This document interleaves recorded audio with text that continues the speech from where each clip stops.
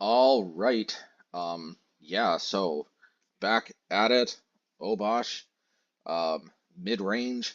Uh, please hit the like button and subscribe. Obviously, if there's any interest at all, which I assume there is because y'all clicked on this. If you don't like what you watched, you can always unlike and unsubscribe later on, but I appreciate if you do that now. That way, you won't forget if you do, and I really appreciate it. But yes, we're gonna get to uh we're gonna get to the deck tech here. This is Obosh, good old Obosh, mono red mid range, and well, yeah. So we've been exploring the companionless version, which has the 8 fields plus the cleansing wildfire for maximum possible mana screwage.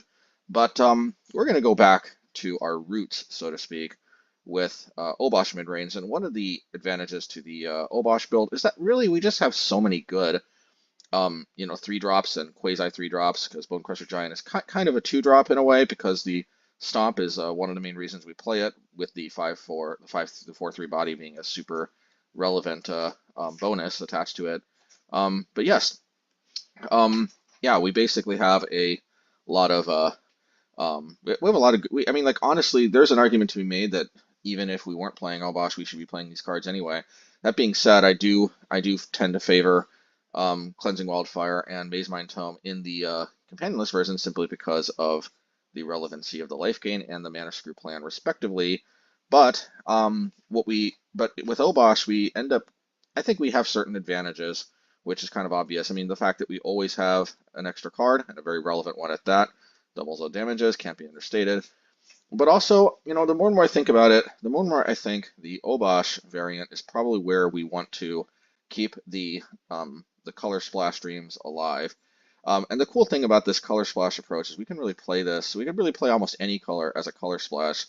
Probably the most optimal way to go about it is 4 of these check lands. In this case, Copperline Gorge, because we're splashing green. But in theory, we could splash any of the other colors. But I think it's just fairly free because these basically deal us no damage, and they come into play untapped in the most important turns of the game.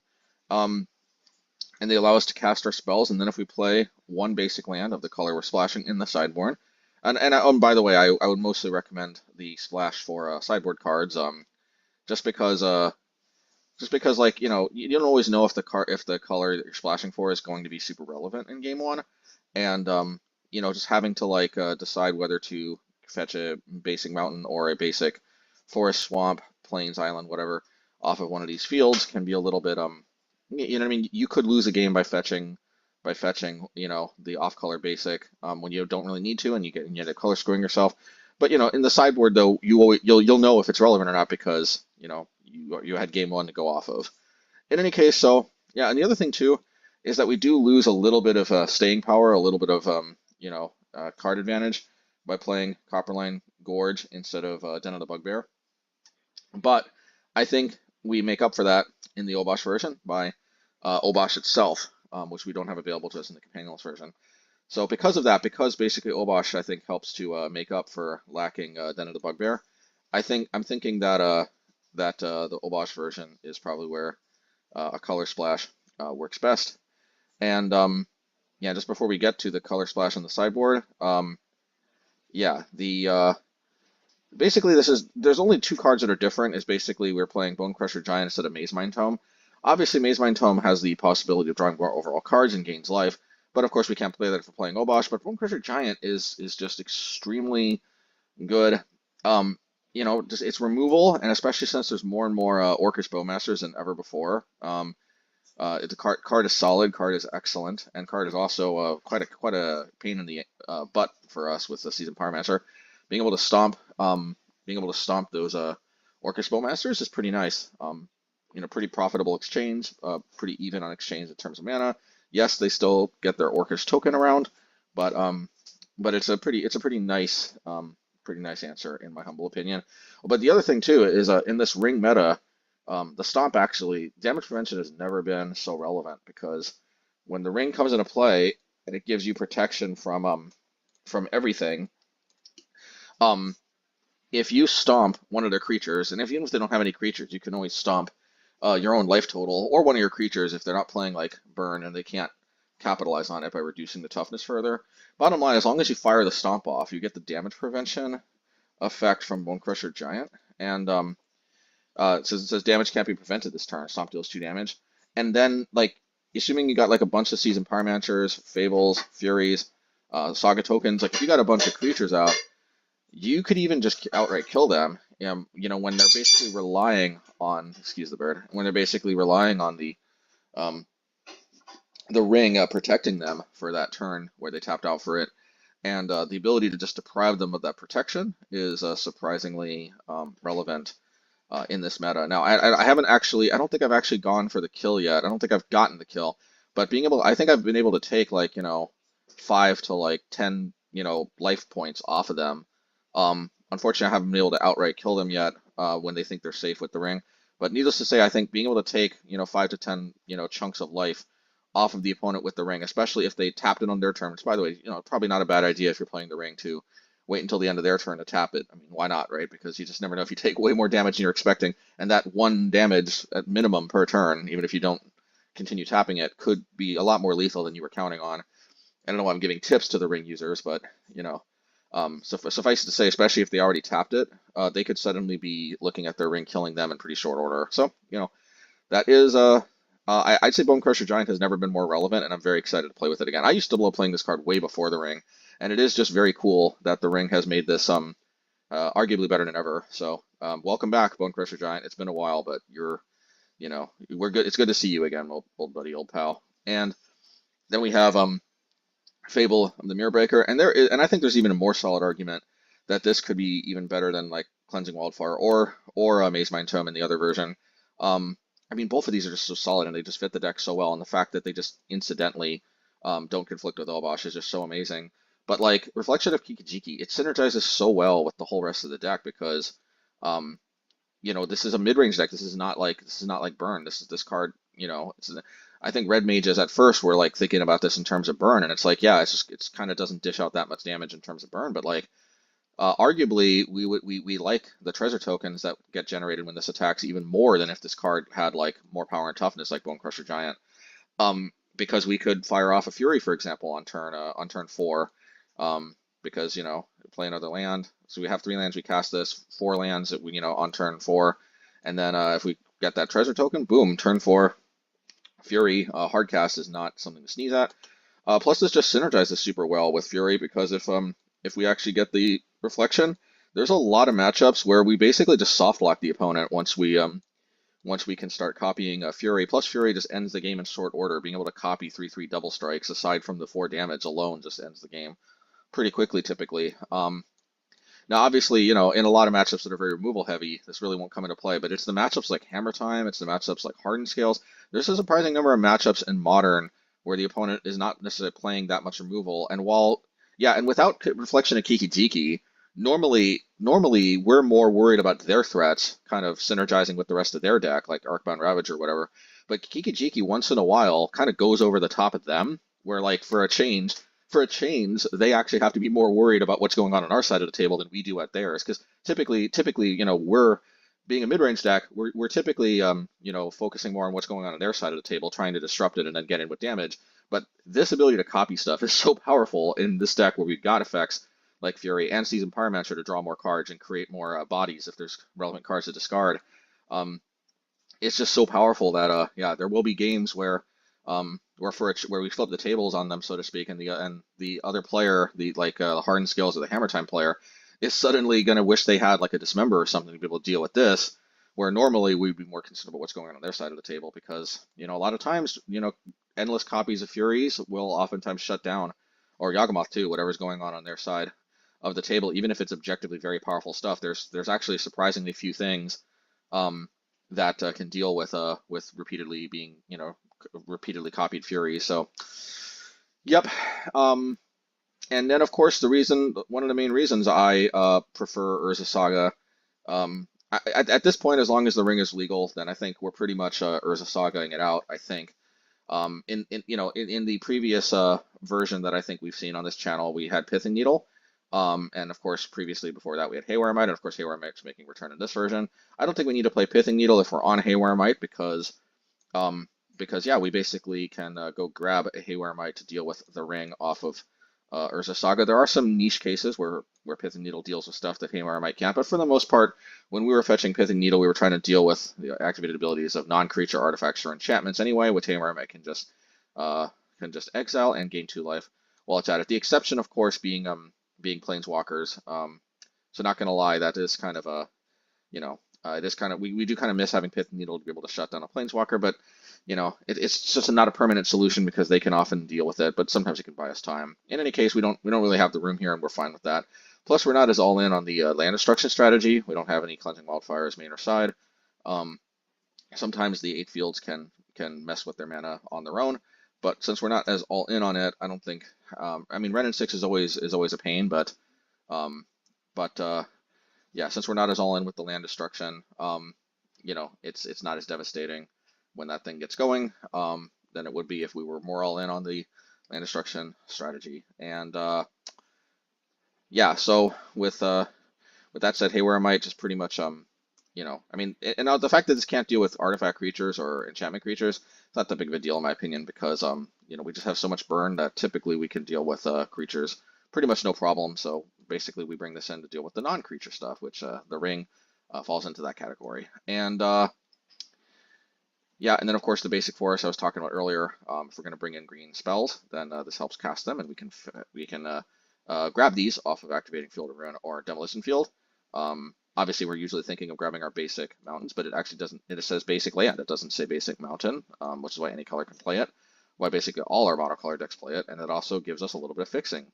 So obviously, I don't play this in the main deck because A, we don't play green spells in the main deck, and B, you know, it will color screw us, and if the color isn't relevant, why subject ourselves to being color screwed when we don't need to, basically. Yeah, and then of course we cover one of Underworld Cookbook, and like I explained in the previous video, the previous companionless version, I just think that there's a lot of burn running around because of the ring. The ring is uniquely the ring I think uniquely makes burn. I've been hearing that burn is not as favored against the ring decks as you might think, and I think it's because of how much the ring incentivizes playing life gain. So I think a lot of decks that may not have even played life gain before kind of end up playing it to support the ring. But that being said, I still am seeing a lot of burn, and I think it does make sense because even though they might be playing some life gain that they otherwise wouldn't, I still think being able to punish the ring by reducing its life total very quickly in the early turns of the game, it's probably one of the few things that actually punishes that mechanic built into the ring. Because heaven knows, just playing stuff on the other side, developing your board doesn't seem to concern ring players too much. But reducing their life total kind of does, because that directly is what the ring tax is. But that being said, and of course, since we're playing a lot of burn, then obviously Underworld Cookbook becomes very attractive. Now, actually, I forgot to mention this in the previous video on the Companions version, but some people might be wondering. I mean, I think I explained quite well why, if we're expecting burn specifically, why this is better than Elixir of Immortality, which the main upside to that is obviously having relevance against Mill as well. I don't think I explained as much why I prefer this over Shadow Spear. That's probably, and ironically, that's probably the bigger question people had. Basically, it's subtle, but I think it's a pretty. I think it makes the case pretty well when I say it, and I think you might all agree with me. So against burn specifically, and to be fair, I never really, even when I was playing Shadow Spear, really brought it in much against non-burn matchups. I just didn't. Yawgmoth sometimes having it to be able to get through their chump blockers was kind of good, but also sometimes it just kind of didn't do anything. Like sometimes I just wished it was any other card. You know what I mean? Like it's very hit or miss in a lot of other matchups. Um, so so yeah, basically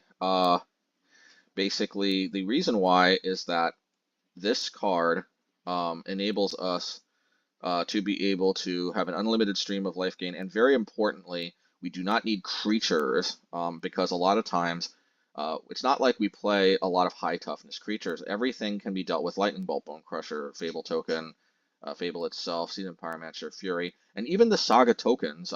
We're not always going to have like 3 Mishra's Research Deaths or Relic of Progenitus running around, so the tokens are instantly 4/4s. And so a good chunk of the time, most of the time, I think, our Urza Saga tokens are going to be, 1/1s, 2/2s, 3/3s when we first make them, meaning they can be hit by the various lightning bolt effects from burn as well. And you might think, why would burn be targeting our creatures? Well, a lot of times, if we have a pretty creature light hand, it actually works to the burn player's advantage if they know what they're doing, to reduce our clock further, which in turn gives them more time to draw more burn spells. There is an interesting calculus, and it is a calculus that I've seen very skilled burn players here at MTGO work towards.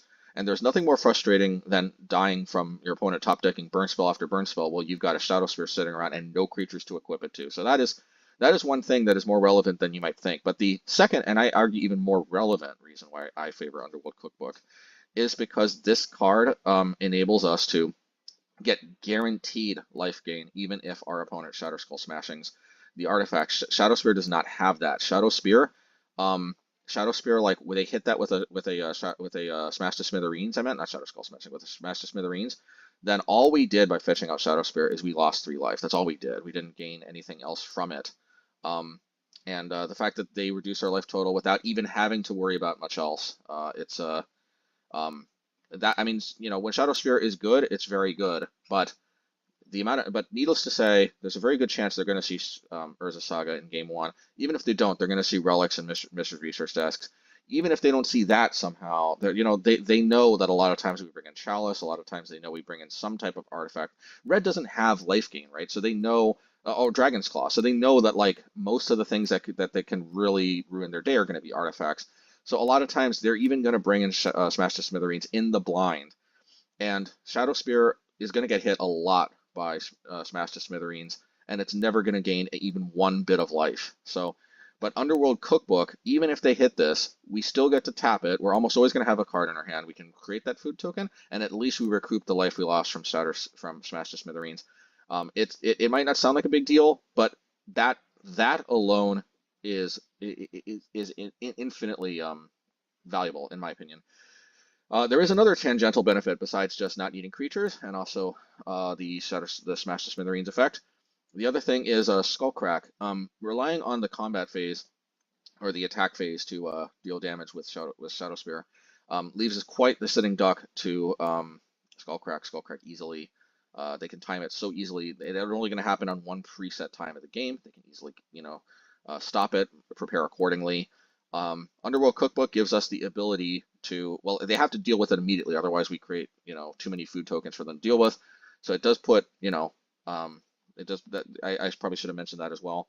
But one of the advantages here is that we control the timing of when we crack the food tokens. This gives us the ability to choke their mana a bit, because if we sense they've got a Skullcrack, and by the way, if they're constantly leaving 2 mana up, they're not tapping it in a turn, they're not firing off a burn spell that it looks like you'd expect they'd have in their hand. A lot of times these are cues. These are cues. They could be bluffing, but a lot of times these are cues that they've got Skullcrack. So being able to control the timing can sometimes reduce their burn output, and can sometimes be the difference between winning and losing. Whereas them just firing off a Skullcrack during an attack phase, they know what's going to happen, can lead to pretty seamless turn 4 wins from them, as if nothing even happened anyway. Not even counting Smash to Smithereens, just Skullcrack alone. You'd be surprised how many times they'll just shrug off your one attack you get where you needed to gain life or you're going to die.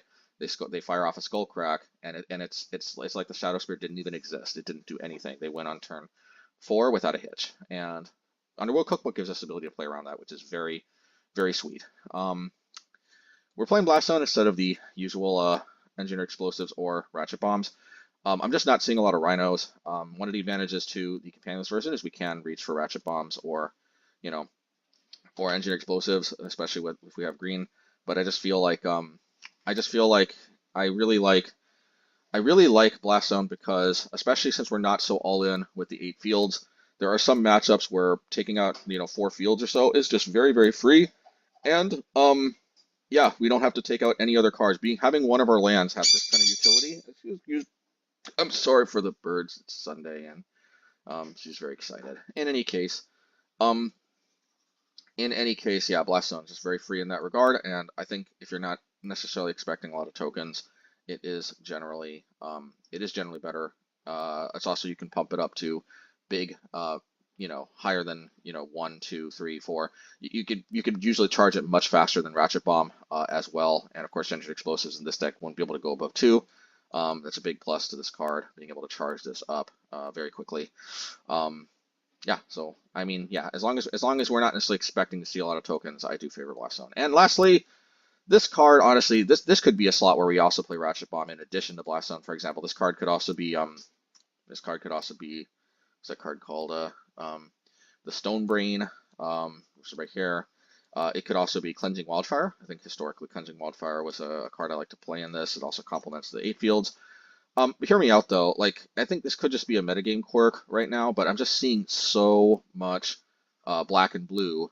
Black, I think, because Orcish Bowmasters is really, really good. I think it's proving to meet the hype every step of the way. And I think I'm seeing a lot of blue because and I'm just Force of Negation specifically. I'm seeing more Force of Negation than I ever have before, but I'm just seeing more blue in general. I think because people are playing blue because it's one of the few colors that just naturally deals with the ring relatively well as long as you don't have a halfling to worry about. Excuse the bird. In any case, yeah. Yeah, I might seem like overkill because oh, excuse me, because it feels like I'm generally favored in most of these matchups where this is good anyway. But you know, I am also dropping some games here and there against like Orcish Bowmasters, especially when we're dealing with a Seasoned Pyromancer. Oh man, should I redo the video? Man, I feel like this went pretty well so far. Let me know if this is like going forward in the future. If the bird is just too much, I'll just I think I'll just scrap videos like this and do them over again. But I do like how this went enough that I'm probably gonna keep this. But y'all let me know. You know, we're trying to play with our bird here, but it's probably is just because it's kind of midday. I think just maximum level of excitement really. In any case, yeah, it's just since I'm dropping more games than I have before, I think having a little extra hedge just to make sure we don't lose our good matchups to getting juked by black cards. I mean, I'm not so worried about blue cards to be honest, but mainly not getting juked by black with Orcish Bowmasters making them stronger than ever. So, yep, Veil of Summer, pretty nice. I mean, this is literally the first time we're going to be able to experience casting this specimen of a card here. So we'll see how this goes. We'll get for a change. We'll actually get to feel what this is like. And yeah, I guess we'll get to the games. Thank you so much, everybody. Let's see how it goes. And don't forget to hit that like button and subscribe if you haven't already. Now we'll get to the games. All right. All right. Yeah, let's get it started here. Obosh, I choose you. A little bit mana floody hand. I think I do choose you, even though an argument could be made that that maybe we don't need to choose you, but yeah, we will. Thank goodness we didn't draw another land. But yeah, at the end of the day, one of the reasons we play mid-range is precisely because you know we have stuff to do. And hey, okay, the prismatic ending. All right, well we got a lot of lands here, but let's see. So I think next turn Fable into Urza Saga seems pretty good. Hopefully they go for the research desk, but no, they don't, because of course I can just draw a card easily. I was thinking maybe I should have cracked it, but I think the reason why I didn't here is that basically, I think if they would have upticked, I would have, because I might not have played Fable right into Fairy Bounce, but since they take down to Fairy, they don't have quite as good of an answer. And this looks kind of like Omnath, so definitely we're going to get rid of, I think, our two fields, honestly. Maybe I shouldn't have gotten rid of the 2 fields because we could color screw them perhaps a little bit. But I just feel like this is going to be a game where we try to overwhelm them with Urza Sagas more so than we are trying to juke them with the fields. The Urza Sagas are a little bit mana intensive, and here we go.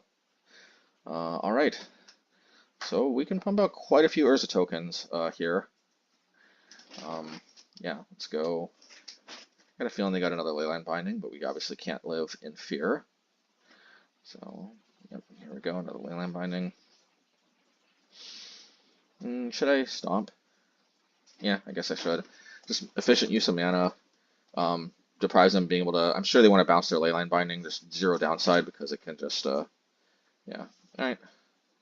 Now, yeah. So this is why I didn't copy it, because I mean, I guess it would have been the same anyway. But I didn't expect them to have Supreme Verdict, but I did expect that they would have some type of removal spell. So my thinking was I can copy it at end of turn, if not, and just avoid having used that mana if they did. Um, yeah, so get to put Fury on top, get to create a token. I think this is looking pretty good. I think I'm just going to hard cast the Fury. We'll still just continue getting the research desks.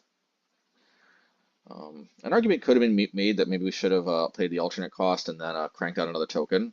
But the thing about hard casting is that not only does it give us the 3/3 double strike, but it also oh man, Chalice of the Void. I'm not gonna lie, I was not expecting Chalice of the Void. That's a little brutal. Otherwise, I think it would have been correct for us to pitch. But you see, the thing is, hardcasting Fury not only gives us 3/3 double strike, but it also um, means we don't have to pitch that card. I mean, it kind of goes without saying. So the One Ring. So actually, it's all coming back to me this game now. I think we're going to be in for kind of watching now. Now this is kind of more of a control Omnath as opposed to the typical 4-color Omnath versions with, like, say, Fury. I don't think the version plays Fury, if I remember correctly. It's kind of surprising. I was expecting to see them, and I didn't. I think this deck plays more counter spells. It plays sweepers, and it tries to win basically with Omnaths and Solitudes, I think. If this is the game I think I'm remembering, I think we're going to see how it might be a little dubious to try to win with just Solitudes and Omnaths, even with Chalice of the Void here. So I can't remember how this game goes exactly, but as we can see, they're already at 5 life. But here's something else to keep in mind. They're already down to like 25 cards. Okay, that was a oopsie. They could have paid, sunk 2 more mana. But here's the thing. Not only are they at 5 life, but they also are down to 25 cards left in their library.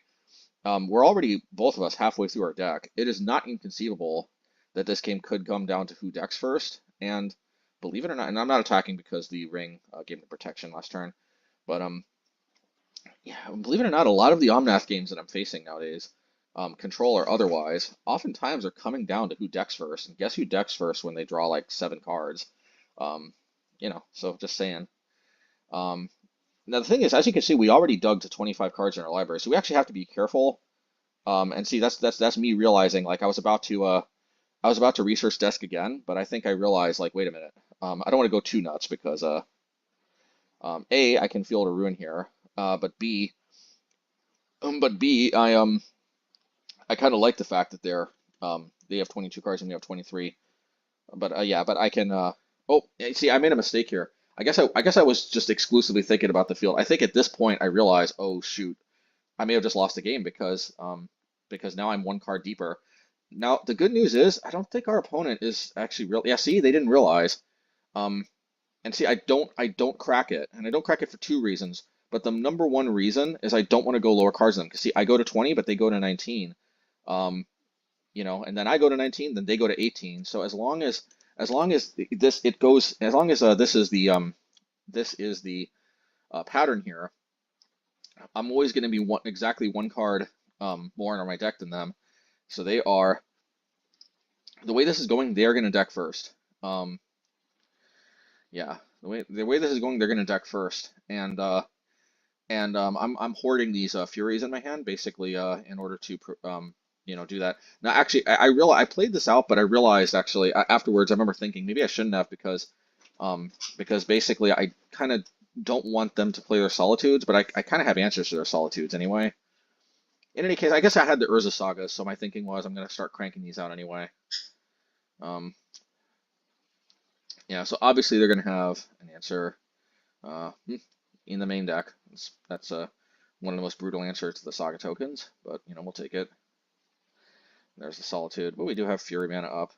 But apparently I don't know about this, man. With 14 cards left in their library, if I were them, they don't even gain life off of that trade. I think I would have, if I were them, just not traded. I have to imagine they have more removal too on their turn. But like, yeah, they did have removal, so I don't know why they traded. Maybe they sensed I had a Fury, but at the end of the day, they have to start actually killing me. Like, I'm at 24 life. They have 12 cards left in their deck.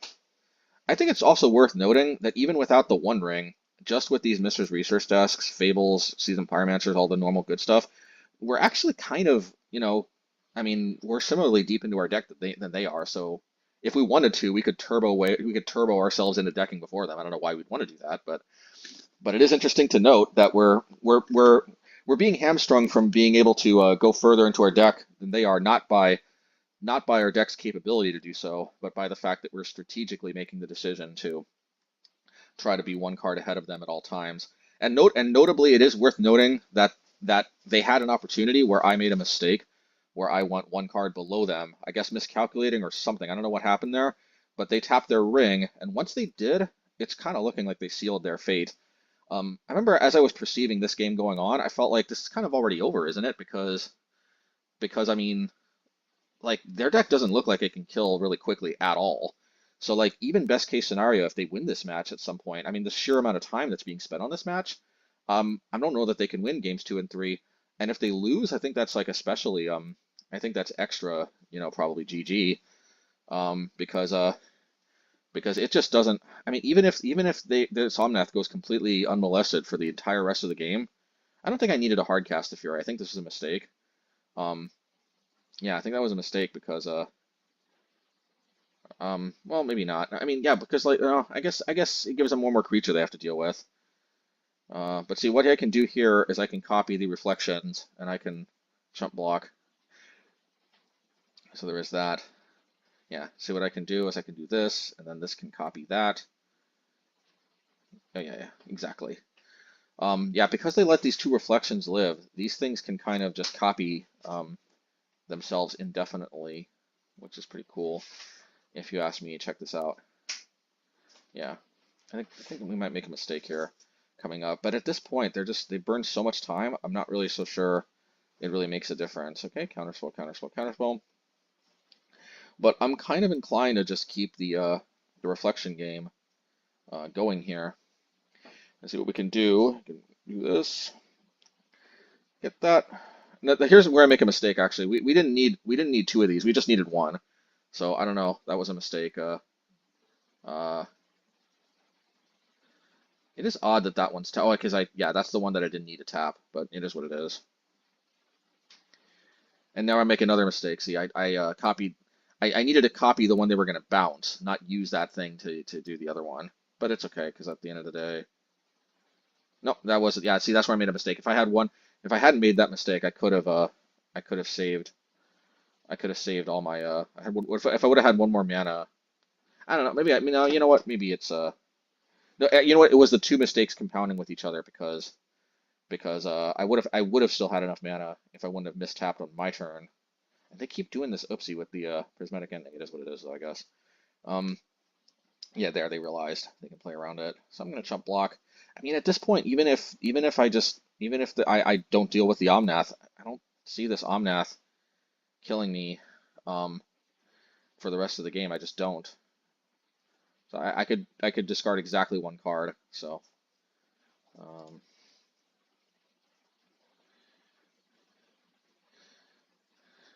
yep. So yeah, at the end of the day, like I mean, I can't play these Seasoned Pyromancers because then I lose to decking. But at this point, I don't think they can kill me with the Omnaths. I don't even know if they have enough fetchable lands in their deck. Notably, they don't have 4 cards in their hand. Or don't have they may not have it even. They may not even have any lands that are fetchable left in their deck. I don't think they're gonna kill me in 3 turns, even if I play absolutely no creatures. But I do get some chump blockers here for what it's worth. But like, yeah, I don't see this Omnath taking me down in 3 turns. I don't. And I go down to 2. Because we're 1 card ahead of them in our library, they're going to deck before us. And with less than 7 minutes left on the clock, I'm not really seeing how they're going to win games 2 and 3. If they would have won this game, maybe there was some possibility, but having to win 2 games in like 7 minutes, I'm just not seeing it. So right off the bat, we're off to an interesting start. But believe it or not, this is not as unusual a situation to deal with against Omnath as you might think, believe it or not. Um, yeah, this might look like some kind of freak situation. I mean, notably, if it wasn't for that Chalice, I would have had 2 more Unholy Heats for more board control, but the Chalice is turning that off. But Yeah, I mean, yeah, believe it or not, and notably, even if they have lightning bolts in their deck, they can't play them because of Chalice. But yeah, like I know this seems like it's kind of a freak one of thing, but actually, I actually think the majority of games that I win nowadays against Omnath, I think it's actually them decking first, especially with the ring. Actually, even before the ring, it was getting to the point where I was starting to wonder if the amount of games that I won from them decking was starting to exceed the way I was winning by normal damage. Because they even before the ring, the Omnath decks decked a lot against us. Because like one of the only cards that actually threatens to run away with the game with them is Elish Norn, Mother of Machines. Ever since I started playing on Unholy Heat, though, while sometimes it does get me, it's not been as big of a problem as before I played on Holy Heat. It doesn't look like this version is even playing Elish Norn. Otherwise, you'd think we'd see it by now, unless it was literally the last card on top of their library, so they didn't have opportunity to attack with it. But um, but yeah, like the thing about the Omnath decks is that we kind of have the ability to answer pretty much all of their threats for either relatively cheap or for value with Fury and stuff. Like we have answers to pretty much all of their threats. And what that means is that neither of us actually, yeah, even before the One Ring, neither of us necessarily possessed an incredible ability to penetrate each other's defenses. Like both of us have kind of unlimited removal, and like basically the situation in both of our decks is I kind of feel like in both of our decks we kind of have more ways to remove opposing threats than we actually do to kind of push damage ourselves. So what that ends up doing is in a lot of games neither of us can really penetrate each other's defenses. And what happens when two players can't kill each other? It comes down to decking. And this was already starting to become the trend against Omnath even before the One Ring. The One Ring has exacerbated this issue as far as them decking because they draw so many cards with the One Ring. Um, yeah, believe it or not, I think I'm leaning towards because of the number of games I've actually won from them decking. I'm actually leaning towards I think playing to them decking actually might actually be the actual strategy. Like this actually might be my endorsed strategy for approaching how to win this matchup. It just seems to be the one that has led to the most success. It seems to be the one that the ring. Ironically, it's not the ring losing them life that seems to be the biggest issue so far. It's them decking now. Now it is worth noting that they could bring in endurance if it's not already in the main deck, so we have to watch out for that because that then they can immediately flip the tables and not get decked. That being said, we do have a certain do have a certain degree of built-in counterplay to that in the form of Relic. Now, of course, they can kill our relics. Now, at first, I actually thought they might have had endurance because they were really going after our relics. So I was thinking they must have endurance, but that never materialized. But it is worth noting that they could have endurance. Now, they don't always have chalice. I think this is much more of a control-oriented deck. But I would say since most of them don't have chalice, probably the correct move is going to be a little protective of the relics and probably wait to deploy them until they've got a good amount of cards in their graveyard to begin with, because that way, worst case scenario, even if they deal with the relics, you can at least take a bunch of their graveyard with it. Um, and while they could still endurance themselves, hopefully this happens early enough in the game where we can still where they can still go further into their deck than us, and we still have enough time to hopefully make that happen. The trick would obviously be kind of trying to apply enough pressure to where they feel like they have to dig for more answers and stuff and draw more cards. Because obviously, if we don't apply any pressure, all they have to do is shuffle a few of their cards from their graveyard into their library, and suddenly they can just sit back and wait for us to deck first. So it's just an interesting thing. But I am thinking that the Omnath players have not quite realized yet that they may be able to employ the same strategy against us and win by decking us. So once they catch on to that, it is possible this matchup actually could flip to being a bad matchup again, like it was a while ago. This matchup has been kind of fluid. It has gone actually both ways. It has been very unfavorable to us back in the Urion era. Very unfavorable. It was literally our worst matchup, I think. Once Urion was banned, I think it became a good matchup. Then something else may have changed and it became a bad matchup. I can't remember what it was. Um, but this deck has ping pong between being a good and bad matchup actually a number of times, and we will see. A lot of it does actually depend also on how you play. So, but hey, if there's going to be a matchup where it depends like that, it is cool. It is cool that your play matters instead of just some kind of like Belcher or something where most of the time it doesn't make a difference. All right. Enough speaking. Let's get to the next game. I've got a feeling that they just that we've only got one game here, but we'll see. All right. Yeah, we got match. I mean, we got game two here. What did we do here? We basically sided out. We sighted out 5 fields for, I believe, 4 blast zones and 1 forest. Um, so we have 3 fields left at our deck. I actually didn't realize at the time, but sighting out this many fields is actually going to make it harder for us to use our Haywire Mite's ability. So in retrospect, I don't think the blast zone is actually super important. So in retrospect, I probably would have only taken out 1 field maybe for 1 forest, maybe even 1 saga. No, the sagas are important for fetching the mites. Honest, yeah. Yeah, maybe take out like 1 field for 1 forest, that something like that. That could have been fine. In any case, we also took out the lightning bolts for. I think I brought in, yeah, because they do have a lot of counter magic here, so I actually brought in the Veil of Summers. I was hoping to see how those might do. Um, and then it's and the Bonecrusher Giants. I think I take these out for trying to remember what the other card was in my deck. I had, oh yeah, Haywire Mite, of course. So yeah, the Bonecrusher Giants came out for the Haywire Mites because if we can stop the ring, we could possibly just win the old-fashioned way. Man, the thing is though, even without the ring though, like I said, we just trade 1 for 1 so much with each other. Sometimes 2 for 1 when it comes to answers. And it's just like, yeah, like even like the One Ring, I don't. I'm actually kind of wondering if the One Ring even really makes that big of a difference in a way because yeah, there's just both of us have so many answers to each other's stuff that like it might just end up coming down to decking either way. And in that regard, the One Ring could even hurt them because it actually decks them faster. But whatever the case may be, for the time being, I have Haywire Mite in my deck. Might as well use it. Might as well see if we can juke the ring. But I think that they end up just and yeah, this is obviously a keep, and then they just scoop. So unfortunately, we don't get to see any of those sideboard cards in action that I was thinking of. But it's also not surprising because I think they came to the same conclusion we did in game one, which is 6 minutes. I mean 7 minutes, let alone 6 minutes and 15 seconds, is probably not enough to win even one game, let alone two. So, yep. All right, let's go. Next game, bam, and we will definitely keep Relic of Progenitus. Oh, and if there was ever a matchup where I'm happy to have 2 Relic of Progeniti, it is Living End, and this is a deck where I'm not expecting to see the ring. Although even then, I would not necessarily. Oh yeah, this is the one where like I'm like, oh well, I guess it's gonna be one of these games. They grief my first relic and they force my second relic.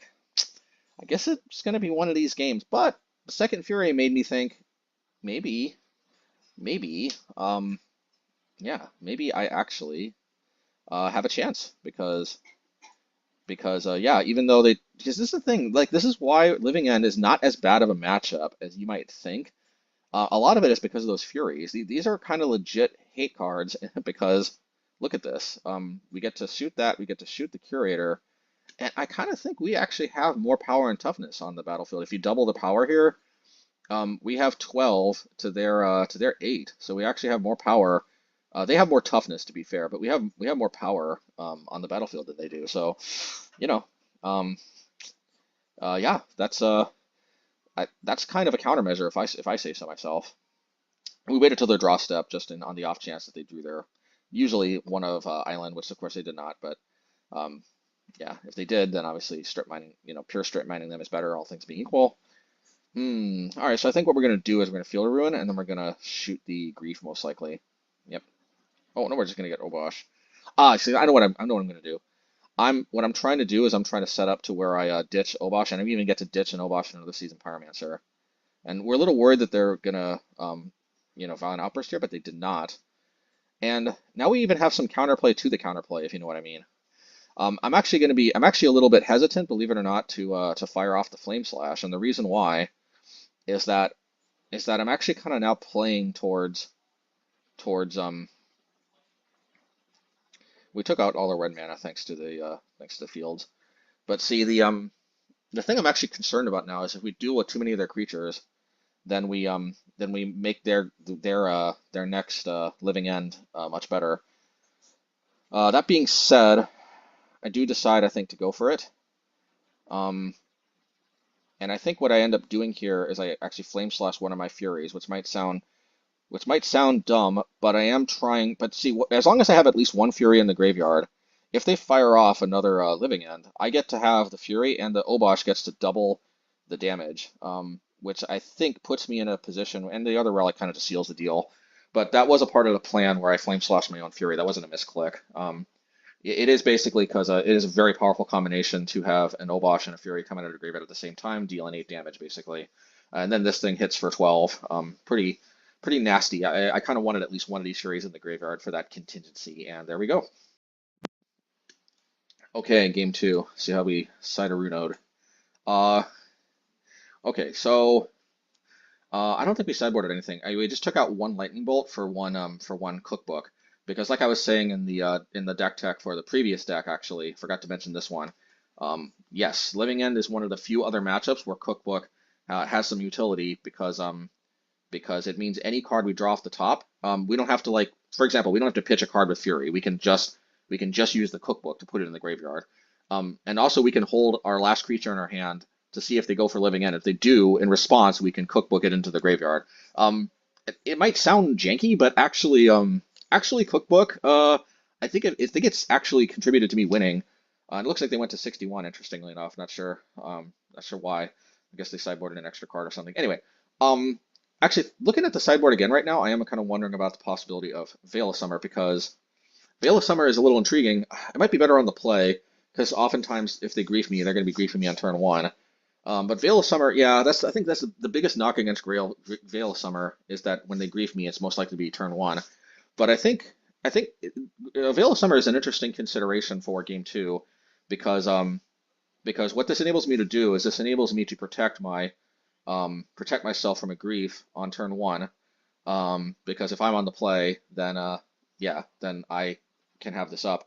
It also enables me to on turn 2, my turn 2.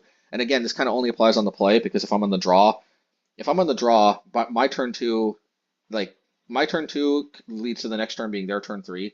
So like if I play Relic and then back it up with Veil of Summer if they try to force, then they can just go to 3 and then Living End, and then I'm tapped out, so I can't use the Relic. But if I'm on the play, not only can I snag a grief on turn 1, but I can also deploy Relic on turn 2, and then if they force, I can Veil of Summer, and then they can't punish me by Living Ending while the Relic's tapped out, if that makes sense. Anyway, since this is on the draw, I think it is probably correct to leave Veil of Summer out, and I don't, yeah, yeah, but this is kind of something I'm thinking of right now, so I'm not sure how, even if we go to a game 3, that this is that I thought of this at the time. I don't think I did, but I'm actually kind of thinking Veil of Summer on the play may be pretty good. Anyway, let's see. Let's not go too fast so we can get a good quick look at our hand. This has no red mana, so this is clearly a mulligan. Yeah, and if we had more creatures, we would have kept that cookbook that we put to the bottom. If we really need it, we can still fetch it out with the Urza Saga. Interesting that they went for that. So what we're actually going to do is we're going to just deploy the Urza Saga because this kind of puts them on a clock where they have to go for a big enough Living End before this thing ticks up to 3, or they have to force a Vigor. Yeah, and so we're not deploying the second Urza Saga because I think if this thing goes off, I think we end up in a winning position. Yeah, so exactly. Like it exposed us to unnecessary risk to deploy the second Saga. So this is kind of looking scary here because we might end up being just one turn short here if we can survive one more turn, but they have all of the colors they need and they have the amount of mana 3 that they need. So I'm predicting, yep, sure enough, they have a Cascader. And it's going to be a lot of power and toughness. But we do have double Unholy Heat for what it's worth. And we do have 3 types in the graveyard. There's a late Relic. Unfortunately, we could have used you earlier, so probably going to end up dishing it. Well, we have the Flame Slash, which can help us get Delirium. But the problem is these River Winders are shooting us for so much damage. That's the problem. If we top deck a Seasoned Pyromancer, then we may actually be in it, believe it or not. We did not, and at the end of the day, I don't see us coming back from this. It is worth noting that a top deck Seasoned Pyromancer, but also if they didn't grief, a top deck Seasoned Pyromancer without them griefing, so we could have at least chump blocked with one token, kept the Pyromancer alive, could have converted into us copying the Seasoned Pyromancer and going from there. Well, we've actually been in similar situation and got over. Of course, the subtlety also didn't help things, so realistically, I think this is just game over. But it is worth noting that we were still in it more than it might have seemed. You don't necessarily want to instantly scoop when they living end.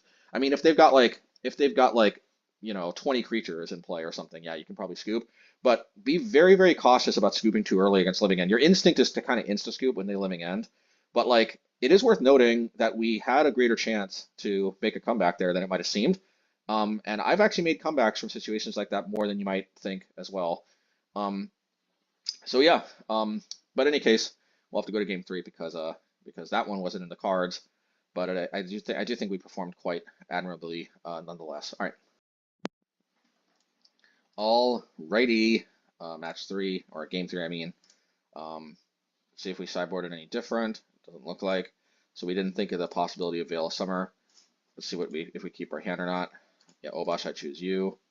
I mean, we got first turn Relic. We got Copperline Gorge for, well, yeah. So like, I mean, we don't have any green cards, but better to have these earlier so they don't come into play tap later. Just overall a very solid hand. Plus we can maybe convert the Seasoned Pyromancer into ditching a Bonecrusher. A little bit worried about Force of Vigor, but I'll roll with it if so. I don't want to be overly cautious there. Playing stuff tapped, and that's what it is. But yeah, so yeah, and we continue on our quest to hit our land drops and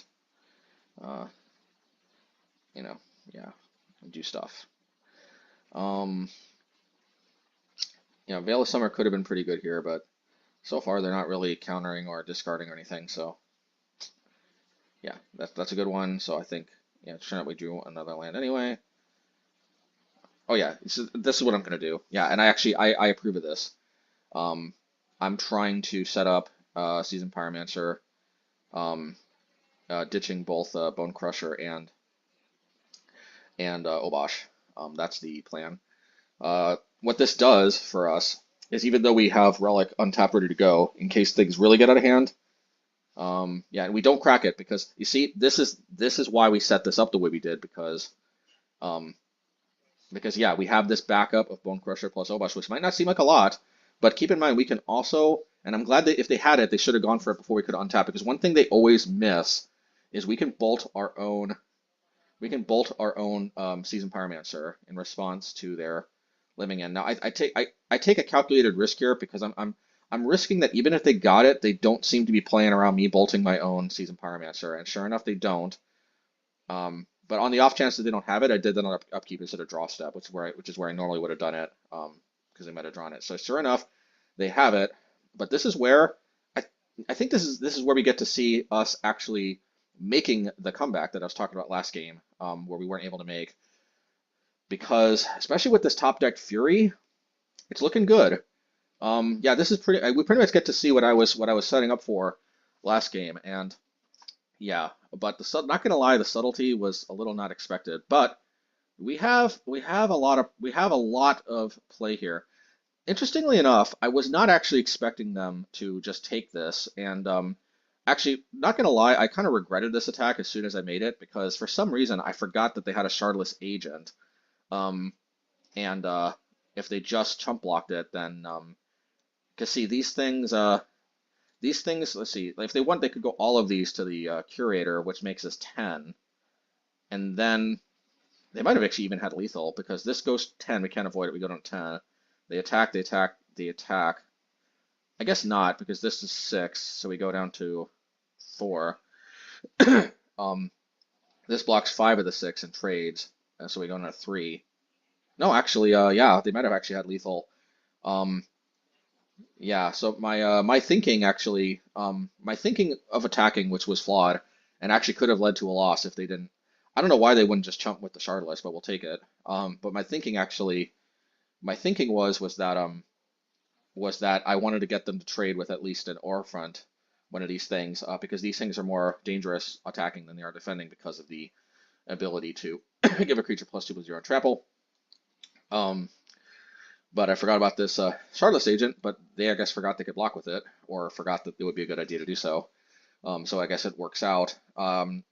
Yeah, notably, if I think we still could have weathered the storm, and then the Fury probably would have bailed us out if we hadn't made this attack. But the moment we attacked with this, we put ourselves in a situation where either we threw the game or they did, and thankfully they did, because let's try to do the math here. Could we have actually would we have won? Would we still have more likely to not won once we got the top deck Fury and could have gone ham with it? If we had held back instead of made this apparently suicidal attack. Oh yeah, one thing I forgot actually. Even you know what, they wouldn't have actually had the win even with the suicidal attack, because I forgot the lightning bolt could have gone to the either the curator or the Orphant. If they went all to the curator, then that's an easy target, assuming they don't have like a force of negation in their hand, which I have to imagine they don't, because you'd think they would have used it to protect themselves. Of course, they could draw it on their turn, and then they don't have to pitch a card either to use it. But I'm going to go with they don't have a force negation, because I think they would have used it if they did, and I think it's more likely if they were to have it at all that they'd have it in their hand than that they rip it off their top. But of course, you never know. People rip stuff off the top all the time. But that being said, this is still a decent chance we still could have won, because I forgot to calculate the lightning bolt that we used to finish them off. That could have been, let's see, even with the suicidal attack, they block with shardless. Let's assume that they spread these things out evenly. Each Orphant gives the other +2/+0, so each of these is a 8 trampling power. What we do is we kill one of these. We tank 4. Can we just tank everything without even blocking? Let me think. I don't think so, but so this would be 8 and 8, 16. That would be exactly 20. So, but all we would really have to do is block with one Seasoned Pyromancer, which would even trade, because the Obosh would be boosting its power, and then we could just serve back for lethal. So yeah, so actually with the lightning bolt taking care of one of the Orphants, yeah, with the one of the lightning bolts taking care of one of the Orphants, because then we actually even with this kind of non-optimal attack, we still, and then we could play the Fury next turn, even if they held back to block. Anyway, as you can see, there was a method to the madness. I set this up. I kind of wanted a backup plan in case they dealt with the relic, which they did.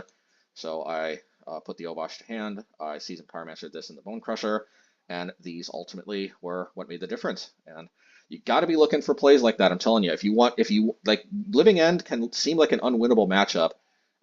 If you don't understand these tricks. Like Living End is, I think, one of the matchups where it's most important out of many, many, many other matchups. Probably one of the most important matchups to really understand all the tools that we actually have to be able to give us more game against it. I do think that this matchup, though, is, I feel like I win this matchup a lot, but I can't help but feel that this matchup is still a little more even, and I could be getting lucky, I'm not sure.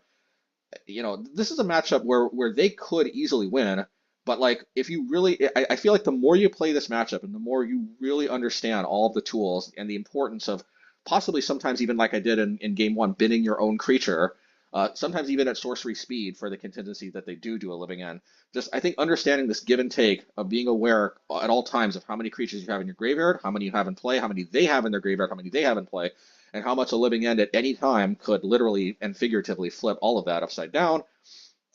We have a lot more game than you might think at first. I think most people's instinct is to think that this is an impossible matchup, and I think at first it very much did seem that way. But this is a matchup where also, once I started to really kind of learn a lot of these tricks that you saw me use, it suddenly became not nearly as bad as you can see. We even won this one. So, and I'm not even sure this might even actually be a good matchup, because it does feel that way, but on paper, I do realize it doesn't look like it should be a good matchup. But as you can see in practice, we do have a surprising amount of play to this. So anyway, I think I've said my piece. Let's get to the next one. Okay, all right. Let's get into this one. Obosh, I choose you. Yeah, this looks like a keepable hand if I've ever seen one. The Urza Sagas can. Oh, looks like we're up against our old pal, our old pal Rakdos. Scam. I assume it's Rakdos. It could be any number of colors, but I'm going to assume it's Rakdos Scam. Okay. Yeah, Copperline Gorge for the win. Yeah. So we did just play out the Urza Saga. The reason why is because we want to hold the Bonecrusher for the stomp if we can. And yeah, and then what we want to do is we want to deploy the Urza Saga tokens while while they may or may not deploy a threat worthy of killing. I do think they're going to play in Orcus Bowmasters because that is the new hotness. So of course, and the reason why I played a Demolition Field out there is because we're kind of anticipating that we're going to be using the Urza Saga, and this way the last land that ends up untapped next turn will be a mountain instead of a Demolition Field. Sequencing is important. I'm a little surprised that this just trades, because I think that is a very favorable trade. Oh man, a Fury would be so sweet if we actually draw it, but if we didn't, it's okay. We had to deal with the Dothy because the Dothy was threatening to exile the Urza Saga, and future Dothys getting an Urza Saga out for them seems like a not fun time for us. Now they do this to pump the Orc token. Good on them. So yeah, all right, cool story. I think this is where we start deploying Bonecrushers. We do have Bolt and Unholy Heat up. Now it is worth noting that the way they're playing makes me think that they may have a reanimation effect, or a scam effect, if you will. With an untapped, with a 1-mana open and a relic, though, I can see why they don't. Now, I think I just let this go, but no, I don't. Yeah, I was going to say it's pretty free to take care of the token, and the reason why is they can't reanimate the token. It turns out they didn't, but we have to be, you know, we don't want to get blown out by a scam effect. If we play carefully, I do think we're quite favored as the games go. I'm going to tank this one. Now, this just leave us open to quad lightning bolt, but it's a little too juicy if I can actually get to Furying. Maybe I shouldn't have done this because I totally forgot about the Bowmaster, to be fair. For some mysterious reason, they don't go after my Goblin Shaman. Maybe they wanted to play test and realized that I made a huge mistake, but of course, that Orc army shouldn't have been able to freely trade, but yeah, so I ended up deciding to do this instead of hard casting the Fury, and the main reason why is I just didn't want to get blown out by a scam effect. And I wanted to, because I just felt I could do this. I can get rid of their tokens, and I just felt like if I did this, I felt like I'd be in a pretty good winning position. So I thought, like, yeah. Now, of course, if they smack me with a Ragavan, anything can happen, but yeah, they do not. And I get to Mishra's Research Desk plus Bonecrusher, so yeah. Ready. And then we can even copy the Bonecrusher. All right, grief, but I have no cards in my hand, so cool story. Yeah, we'll just do this, I guess. Pyromancer, they've had enough. Alrighty, that's how I want to see the games going. Okay, all right, game 2. So, all right, let me just address the elephant in the room. Why is Veil of Summer not in the deck for game 2? This might look like a sideboarding error, but actually this is on purpose. First of all, I don't think we actually strictly need it because Rakdos Scam is still a positive matchup in my experience. I think a lot of it comes down to the scam effects being not that great in the face of relics. They don't seem to be all in on total value like we are. But anyway, that's not the main reason. The main reason why Veil of Summer's not in here really comes down to Blood Moon. They already saw Urza Saga. Whether the Blood Moon was in the main or not, whether it's only in their sideboard, in my experience, Rakdos Scam almost always packs at least 2 copies of Blood Moon either main or side. And Blood Moon is already kind of big enough game against Urza Saga alone that I don't want to overexpose myself by also potentially cutting me off from my second color. And even though we have this basic forest, it's not particularly reliable. They could even get their Blood Moon down before we can even fetch it out with the Field of Ruins. So I don't think counting on the basic forest to bail us out is very good. I think the best way to bail us out from getting overly hosed by Blood Moon is just to not play the second color, despite the fact that the second color is otherwise amazing against them. So Veil of Summer will have to be in the bench this time. It would totally come in if I were assured that they had no Blood Moons, but since I am not, that is why they are out. This has no red mana, but I think we're going to keep. One of the things is that we have a Fury, so we can interact while we're waiting for either a red mana or a third mana that we can, and we just drew, and like a pro, we just rip a red source off the top. They have this Mount Doom card. I'm not too worried about them being able to ping us, but it is worth noting that that is an option. So they're going to keep, playing the Dothys, which we can keep answering 1 for 1. Um, I like it. We're gonna keep playing these. Get rid of the Dothies just in case they have Kolaghan's Command. Yeah, and they've just had enough. I mean, pretty anticlimactic game here, but at the end of the day, if they don't establish a big enough board presence early on, we probably just run away with all these Mishra Research desks. The card advantage is starting to spiral here, so it makes sense. But I still think they did it too early. You never know. They have a lot of source to card advantage too. While I do think the odds were clearly against them, um, we've come back from crazy situations too. And every once in a while, the Rakdos scam deck does come back and get the unlikely win against us too. So maybe they just weren't particularly feeling like playing the third game as well, and I get it. I think our deck has a similar sort of favorability index against scam as we do against the unfavorable Omnath variants, whatever those are. If they still exist or not, or if we go back in time to before things subtly changed. Either way, I remember how hopeless it felt when our win percentage against Omnath was pretty darn low, because it could feel pretty helpless. But you know, so I don't blame them. But it is possible they could have made a comeback. But at the same time, I get it. It feels like probably not. Anyway, we'll see. We'll get to the next one. All right. Uh, let's see how this one goes. Obosh, excuse me. I choose you. This is obviously a keepable hand, so let's get going. Marsh Flats. Not sure exactly what to expect, but we're just big enough at game to play Fable on turn 3 that we're going to wait to deploy Urza Saga until then. Okay, this looks like a blue-black Omnath deck, which we faced in the past. I generally find this to be a little less threatening. By the way, there was a reason. Less threatening is it? I mean, the reason why we didn't play any of these artifacts is that let's say they had black-white, so it's not impossible that they had a Stoneforge Mystic or something. We wanted to be able to deal with anything 2 toughness or less, um, and then deploy Fable. But the reason why we ultimately didn't end up deploying Fable is twofold. And one reason is a remand or a stubborn denial or something right there would have been a little too brutal, or just good old Spell Pierce. And the other reason why is because I was smelling a Orcus Bowmasters, and it just seemed to me that stomping on the Bowmasters was probably going to be better off. And the Urza Saga can deploy threats while not having to worry about them getting countered. So I kind of walked back the plan of Fable to just yeah. Now, unfortunately, in Death Shadow, I'm gonna. I could have made a token, but I'm gonna opt to do this instead. Now there's a Spell Pierce we were playing around.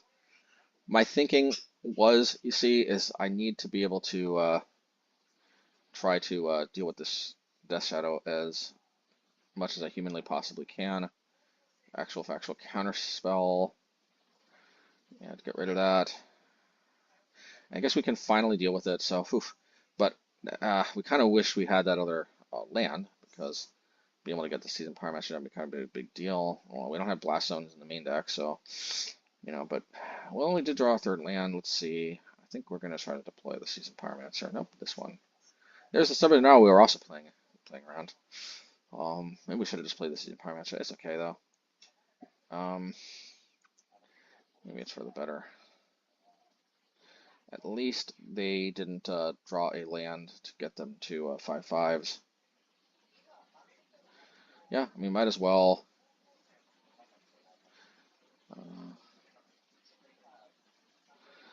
Alrighty. A little worried about this thing going nuts still if they draw a fetch land, but they still haven't yet. So here's the issue: if they have Bowmasters, and I guess we're working on our graveyard because of that drawing the lock. Please, no Bowmasters. Well, okay. This actually we can deal with, even though we have to get rid of double research desk. I think it's worth it. We need to stabilize. We can't keep getting smacked by the Death Shadow. Unfortunately, I think they get a fetch land, because otherwise we could have deterred their attack to a greater extent. All right, I think I'm actually just going to trade with the army, because little by little the army will kill us, and they don't have much reach. So I think we'll just try to position this to, yeah, and we'll play the mountain, because what we want to do is we want to spit as many of these tokens out as possible before then having free reign to spit out the Saga tokens as a plan at least. Um, they could have double removal, but it's a risk we're willing to take. Yep, nope. So yeah, we will. Actually, just ended up playing the mountain. Reason being we can play Demolition Field and we can flashback Seasoned Pyromancer. We probably should have waited till the draw step, but I was kind of feeling like they wouldn't even have this, but it is what it is.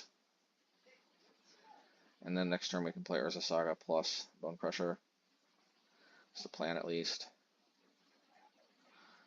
Ready. Okay. Double Death Shadow. So they finally ran out of things to pitch. Put Obosh to hand. Obosh can actually trade, assuming they don't get another fetch land. Oof. I don't know why. Oh, yeah. Because I guess this is GG, because, yeah, they deal with this, and then bam. All right, game 2, and this is actually where we get to bring in Veil of Summer, because without the threat of Blood Moon, I think that it's pretty good. I'm actually going to take out Bonecrusher Giant, and although Bonecrusher Giant is pretty good, it's one of the clunkier cards in our deck. The Stomp is a little clunky, and casting the actual Giant is a little clunky. At the end of the day, I think paying 1 mana, negating whatever counter magic, discard, or maybe even Bowmaster shenanigans, and drawing a card is probably better value than paying 2 and drawing a card, and that card having to be a somewhat clunky 3 mana for a 4/3. I just feel like Veil of Summer compares pretty favorably to Bonecrusher Giant. I mean, everything else is pretty relevant. Honestly, I didn't really see that much graveyard hate, but I'm still thinking they might have Murktide Regent. They might not. So Relic of Progenitus could have been the cut, but since we don't know, we're taking out a Bonecrusher, and we took out. Oh yeah, and Blast Zone is a no-brainer. So we took out 5 fields. We put in 4. We put in 4 Blast Zones and 1 forest. Once again, though, I'm a little bit new to playing a Color Splash. Once again, I didn't realize I kind of pulled the rug out from under my feet as far as the color situation went by taking out our fetchers. We still might end up being okay, but in reality, I probably should have taken out the Urza Sagas. The Urza Sagas look cool and all, but they're just not necessary. And I think we need the field to fetch our basic forest even more. That being said, an argument can be made. Maybe we just don't even bring in the Veil of Summers in at that point. This is a knock kind of to playing Veil of Summer, is that there's more complexities than meet the eye at first to playing it.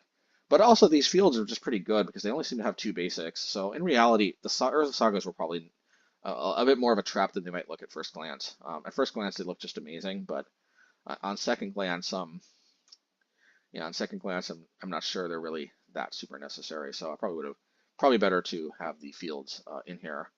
Just take out 1 basically and put in basic force. Anyway, let's get to into the games. Obosh, I choose you. The hand we just mulliganed, it had no red mana, just 1 green and 1 colorless. We did have Veil of Summer as the 1 green card. Fortunately, that's just not good enough. I don't think we even had Fury to back it up. We didn't have any research desks to dig into more stuff, so I just felt like this one too. We just have the mulligan. All right, now unfortunately we have a very similar hand to the first one, except this I don't think we had a relic before, so at least this can dig us through a little bit more. But at the end of the day, I just can't mulligan anymore. So this one's got to be it. So the good news is we have Veil of Summer. So if they thought Seize Me right here, which they didn't, but we can, yeah. So I think we're gonna Relic. I think they try to Spell Pierce, and I think we Veil of Summer them. Yep, this is about as Veil of Summer as I think we can possibly get. Yeah, I mean, it's not like that wins the game all by itself, but that is what Veil of Summer is supposed to do. All right, and here is the Urza Saga. Funny enough, even though we kind of mis-sideboarded, it turns out Urza Saga is much better here than a field. Even though I think field should have probably been in here instead. Yeah, being able to just dish out all these creatures is a pretty big game in my humble opinion. As you can see, we could deploy the Fable, but the problem with that is it gets stubborn and all spell pure, so I don't know about that. Orcus Bowmasters, that's fine.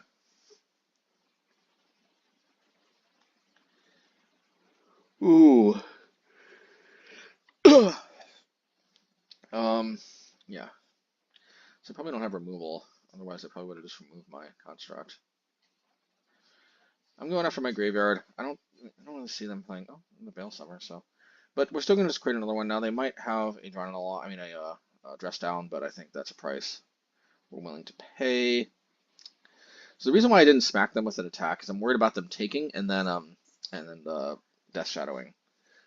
It's probably too overly conservative though, and there was the dress down. So it didn't make a difference anyway. Just do that during our tech step. Notably, Veil of Summer wouldn't save it because nothing actually gets targeted or countered. All right, so we can get the red mana. Just on draw step, I guess. Nope. Somehow they're thought scouring me. I guess because they want to. They probably have John in the lock.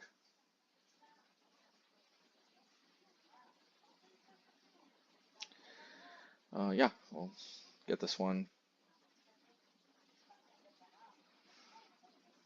All right, we have enough to cycle in response to it on the lock. What we're gonna do is we're gonna play Fable. If they draw in the lock, we're gonna crack. Oh, nope. So I guess we're gonna Veil Summer. Of course, they Stubborn Denial. Yeah, all right, it is what it is. We could have hard cast the Force Negation. So, you know. What did they exile? Drawn in the lock. Yeah, I guess Drawn in the lock was as good as useless. Drawn in the lock can hit the Urza Saga tokens though, so I don't know. I don't know why they didn't need to. They didn't need to pitch. I wonder why they pitched as opposed to just hard cast. Oh, because maybe they didn't have enough blue? No, I think they did. I don't know. Yeah, in theory they have enough blue here, so. Alrighty. They must have removal here because I mean they didn't attack earlier in the game. Just forgot I had Urza Saga, I guess. Alright. I mean we'll take it, but that was a little odd. Okay. Okay. Alright, we're gonna go in for the jugular this time. It's I mean Lightning Bolt after all does once again another one of these things. Yeah, I mean I don't know, I could have used the Unholy Heat, but if they have a Death Shadow, I think it's still within Unholy Heat range because let's see, 13, 6. Yeah. If it's at 12, it's at 1. If it's at 11, it's at 2. 10 is at 3. 9 is at 4. 8 is at 5. 7 is at 6. So yeah, I mean, of course, with the fetch land, it's out of Unholy Heat range, but it was worth noting that until they played the fetch land, if they slammed a Death Shadow, the Unholy Heat did deal with it, so that was my thinking. Of course, we have the Blast Zone too, but, you know, having the option to not have to use one of our lands seemed like a good option to have.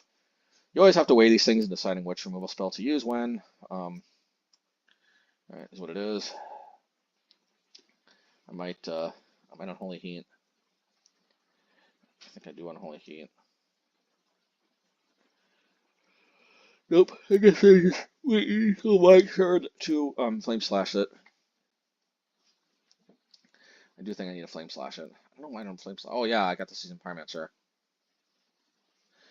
So yeah, I flashback to Seasoned Pyromancer. This bold aggressive attack makes me a little concerned they have another Bowmaster, so I'm not going to block the token. In retrospect, I probably should have because I think they should have flashed in a Bowmaster in response.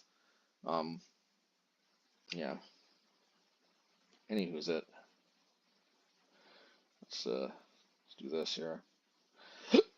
Oh, yeah, should have land drops.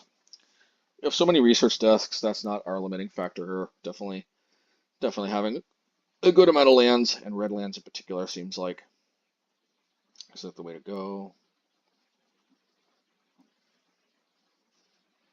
All right, Spreading Seas on the Field of Ruin. Yep. I think I rip an Urza Saga right after this one, and I think the opponent gets a little salty, but it is what it is. I mean, it makes sense because like it's like, you know, for real, you draw it right after this, but you know, but that's just how the cookie crumbles sometimes. The opponent said like for real. Yeah, I guess so. Alrighty.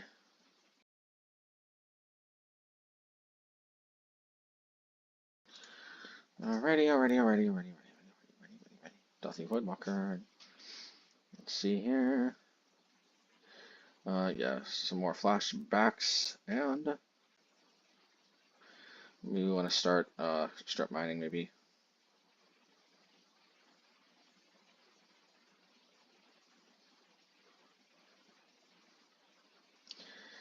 Yep. Counter to counter spell. I guess we lightning bolt them, right? Now we'll wait. Double lightning bolt, not bad. So let's do it. Force a negation. Oh, we can demolition field though, and then we have the last card. Okay, yeah, they're like we've had enough. Okay. All right, game three. I think pretty much the same sideboarding, even with the same incorrect field configuration. But let's go. I don't think I'm going to punish for it. So notably, we have no green mana, but thankfully we have no Veil Summers either to get punished for our undersupply of green mana. Oh, and they mulliganed to 5, so that's looking good for us in that sense. Yeah. If they're not necessarily presenting much, then we probably do just slam Fable. But I'm getting Momaster vibes here. Yep, sure enough. I think we'll probably Unholy Heat this. Since they don't have red, I'm not necessarily worried about getting punished with the Rakdos here, so I might as well just deal with that on their turn so they can't back it up with counter magic, and things become very frustrating. Stubborn Denial, okay. That is a reason to potentially wait, but it's okay. Card could be relevant later on, so that's what it is. The problem is we don't know whether it's, and there's the Veil of Summer we can't cast, but hey, they mulligan to 5, so maybe this effective mulligan right here just doesn't matter. As you can see, if this Urza Saga was a Field of Ruin, then there's our green mana that we need. On the other hand, this Urza Saga is doing work, so it makes me wonder how necessary, Field of Ruin, Veil of Summer really is. But if they have Dress Down, which so far our Urza tokens have never connected or done anything because they've always had Dress Down, and I think if I remember correctly, they still have it. Yeah, they always have it. Why would they never? Why would they ever not have it? Anyway, so yeah, it's fine. Just maybe this we just get punished for having the Urza Saga instead of the Field of Ruin. Like being able to cast this Veil of Summer would be nice, but can't do it yet. Okay, now Turok was a little bit not expecting this one. Not gonna lie, this was wow. Yeah, not gonna lie, wow. Um, so anyway, sure wish we would have had the green mana for Veil of Summer there. Am I right? A, a.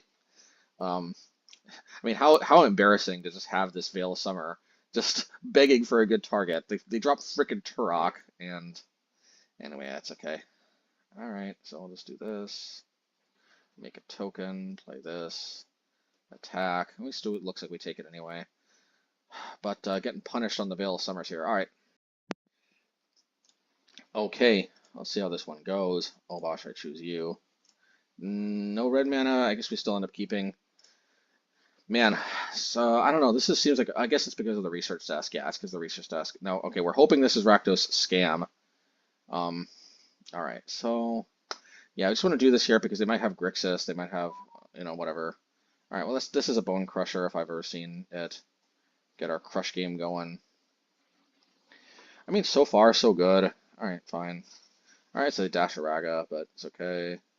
So far, I think we're trading pretty optimally here. Almost every card we present is a 2-for-1. Ragavan is not a guaranteed 2-for-1. Sometimes it is, but not always. So let's see here.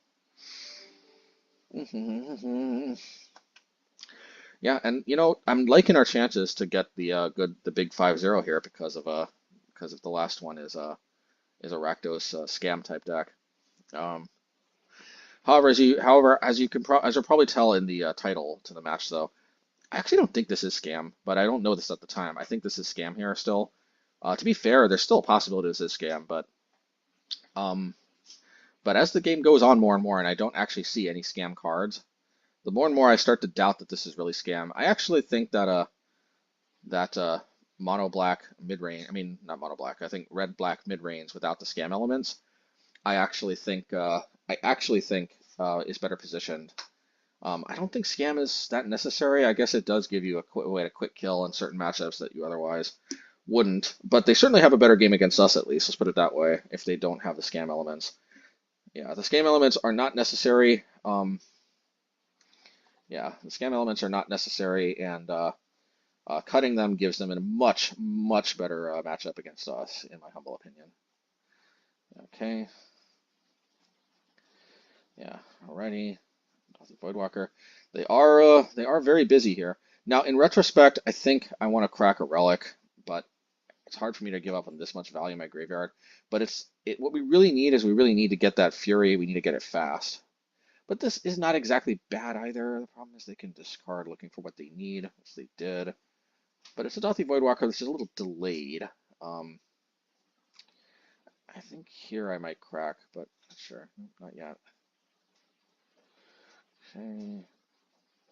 Yeah, Fury's just a little too good to pass up on, so well, we might have to take one smack of the Dauthi, but I think it's worth it. I'm not going to attack. Even though they seem to be, well, even though I probably find out later, they're probably not scam. Even mid-range, even Rakdos mid-range that doesn't have scam elements, I think we're still more likely to lose if it's by aggro from them than it is getting out card advantaged. Okay. Yeah, this is a little concerning, but we'll live. 7. So is what it is. Alrighty. Because that's just the most yeah. Alright, well we're just thinking we could draw another. And they just scoop. I guess we have another. I don't know. They didn't. Yeah, but needless to say, next turn they probably wouldn't have attacked, and then we put a Fury, and then yeah. All right, game 2. Now, as I'm sideboarding, actually, I actually still think it's a scam because, to be fair, everything looked like scam at this point, right? So yeah. So basically, I just want to take out the fields for blast zones, and that's pretty much it. Yeah. All right, let's get to it.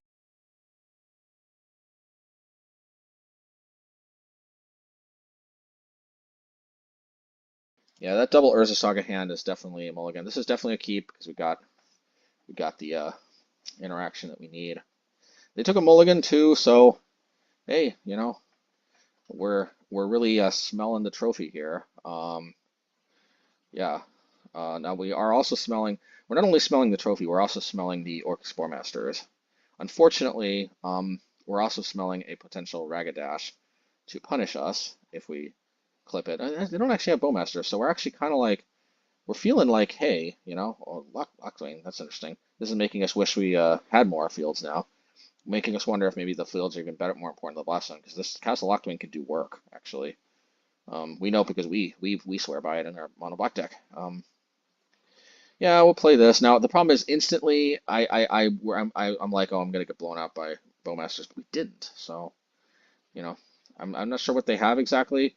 Actually, now it becomes abundantly clear what they have, and suddenly I'm like, that is a little concerning because you see they just 3-for-1 us. Yes, we lightning bolted it, but that was a 3-for-1. So suddenly things are not as good for us. They're gonna lightning bolt this in a turn, I think. So yeah, Itsugu does its thing. Dauthi Voidwalker. If we could just hit a 5th man, I think I should be cracking Relic. I still think they're scam though, so I'm a little worried. I probably shouldn't have done this, but I probably should have just cracked the Relic because we really need to hit the 5th land. I guess we did, but that was a mistake. That was a big mistake. I guess my thinking is, I don't even know what my thinking is. That was a big mistake. I don't know. We totally could have just hit the we could have just totally taken a smack with the Dothy. Uh, no, you know what my thinking was? I didn't want to get. I mean, I guess Turok would have just been GG at that point. Turok is still kind of just GG. Turok, like, it messes with you. That's just we know it because we felt it. We should probably put this to 3, I guess, but I'm gonna leave it at 2. Alrighty, and we'll hit the bow and we'll hit the vessel. They do this. I was so worried that was a scam effect. I'm like, well, maybe we just scoop right here if it's a scam effect. It wasn't, but they did draw an extra card off of the castle, and this is probably a Fury of their own. So, yeah, man, Turok. I will tell you, Turok will definitely improve your win chances, um, over Grief, I think. Um, yeah. Alrighty. The Mirror Breaker.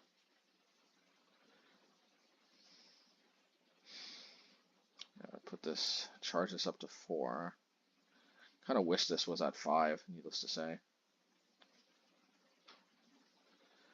Alrighty.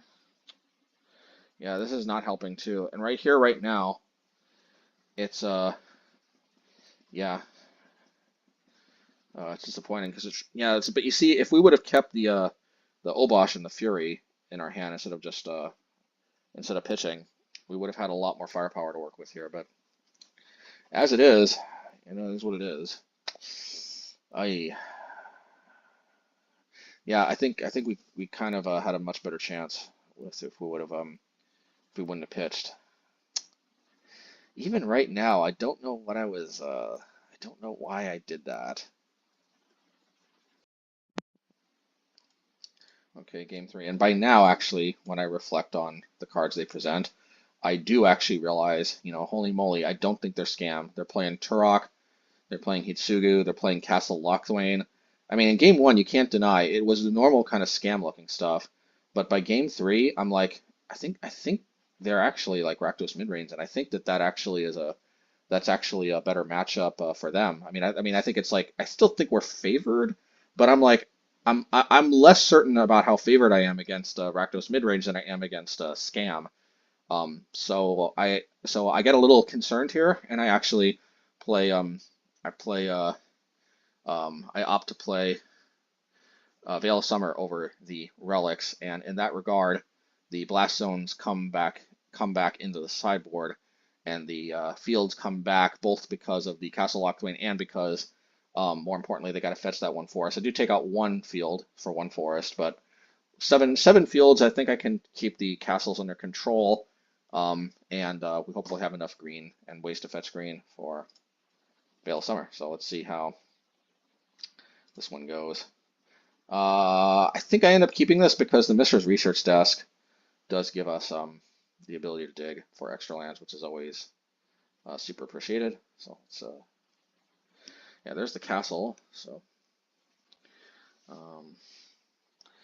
and I got the bird biting my finger. Ooh. She always seems to get extra frisky when I'm talking. She must think I'm talking to her. Mm. She also has a tendency to fly over to me when I talk. Okay, here we go. Okay. Yeah, so here's what I do here. Hmm. Uh,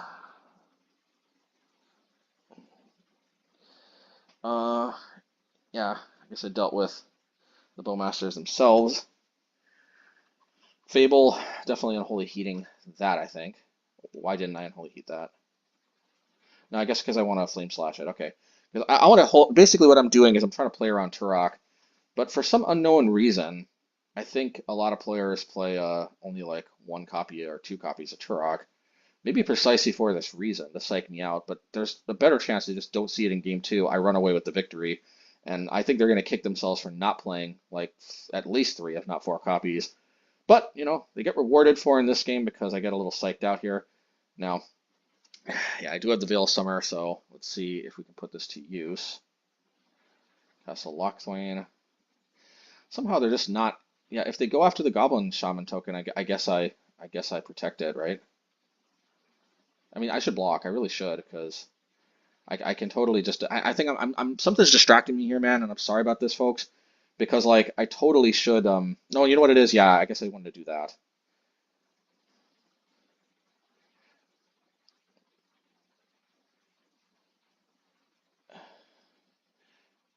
Yeah, I don't understand the point of that. Yeah, I guess since they didn't kill it with black, I couldn't protect it with Veil Summer. I don't know why. I guess because I want to hold on to the Veil. Yeah, I guess so. I should just lightning bolt this. I don't know why I don't lightning bolt it. I don't. I mean, I guess my thinking is, I don't know what my thinking is, but I should definitely lightning bolt it. So here's what I do. I think this is a mistake. I go for Seasoned Pyromancer. They of course Bowmaster. Now what I should do is I should bolt it. But here's the thing I forget. Okay, folks, I forget that the I'm just not used to this. I forget that and obviously yeah, the lightning bolt is probably better because we have to deal with that. But you know, I thought that they wouldn't be able to deal with the tokens, but I guess the tokens, yeah, they don't get hexproof because I didn't cast them at the time, and now we have to deal with a 5/5 orc army. Also, you know, all the more reason I wish I would have played the lightning bolt at a turn. I feel like that was a huge mistake. Fury obviously not looking good. But yeah, if all this could have been avoided if I would have just lightning bolted that dumb thing in response to the Seasoned Pyromancer ability. But instead I have to deal with this, and it's mainly like this 5/5 orc army. It's just so concerning. But I still think I would have came out ahead if I would have been able to keep those two other elemental tokens. But you know, I'm new to Veil of Summer, and I think you know that was pretty brutal. They were still able to snipe off because I was thinking that they'd have to deal 3 damage to themselves, but you know it's not meant to be, I guess. So, what is this here? Oh man, Shieldred. It's like the worst of hits because now I need like a cleansing. I mean, I need like an Unholy Heat pretty quickly, and I've already used like what 2 of them, so it's kind of becoming a little dicey here. And I'm like, I guess there goes the trophy I'm feeling like right now. I'm like, really? Maybe there goes the trophy. So, and I guess there goes the trophy indeed because, yeah. I mean, if I had the block basically the Shieldred and the token. Hope they didn't get too good of a hit with Ragavan, but they just made it easy with the Terminate. Yep, and there goes the trophy. I think if we would have just dealt with the Bowmasters, at the very least, if I would have hit the army, but I guess they would have created another army. Yeah, I should have just bolted the Bowmasters, or I should have just not played the Seasoned Pyromancer there. Because kind of what I need is I needed to be able to pitch 2 things, bolt the Bowmasters in response to the Pyromancer trigger, and ideally hold up Veil of Summer too. I mean, more than anything, I think my noobishness with being familiar to get the maximum value out of Veil of Summer is really biting me in the butt here. I don't think that this means that it was incorrect to play Veil of Summer. I think Veil of Summer is a very powerful trump card in this matchup, but I don't. But it just sucks that I think I get deprived of the trophy from not being familiar with it. I mean, considering how these games went, I think ironically it would have been better had I not brought in Veil of Summer at all. But you know, I am leaning towards, as long as the meta still has this much black and this much blue in it, I'm still leaning towards Veil of Summer seems like a very reasonable sideboard option, despite the fact that I think I misused it so horribly here. Um, as I get better with it, I think it will increase my win percentage. It just really sucks though that we got deprived of a trophy because of my unfamiliar. I mean, these felt like both games 2 and 3 felt very winnable. Game 2 because I pitched the Obosh and used Fury, depriving myself both of both of the Obosh, but also the 3/3 double strike body of Fury um, as well. Yeah, so that obviously was pretty put me in a very precarious situation in game 2. Even to this day right now, Maybe I'd have to go back and see. Maybe they exiled an Urza Saga or something with the there were, it felt like I was prioritizing dealing with that Voidwalker way more than I needed to. And here, it really is this Bowmaster gone amok. Now, don't get me wrong, the Shieldred still is not a pleasant surprise, even if we deal with the Bowmaster and we don't have to deal with this huge Orc army. We still, like, at the end of the day, we at least get a lot more turns to live. Let's put it that way. We have a lot more, yeah, we have a lot more turns to live, and and we have two more tokens for more chump blocking. Um, Yeah, so there's a lot of value, but at the end of the day, I think it was just a mis. I think we pulled the trigger on we pulled the trigger on um Seasoned Pyromancer too early. What I think we should have done is we should have put Obosh to hand. We would have had to tank another hit, but I think we still would have been okay. And then I think we would have set ourselves up next turn to ideally draw a land. I think we would have drawn a land. It's hard.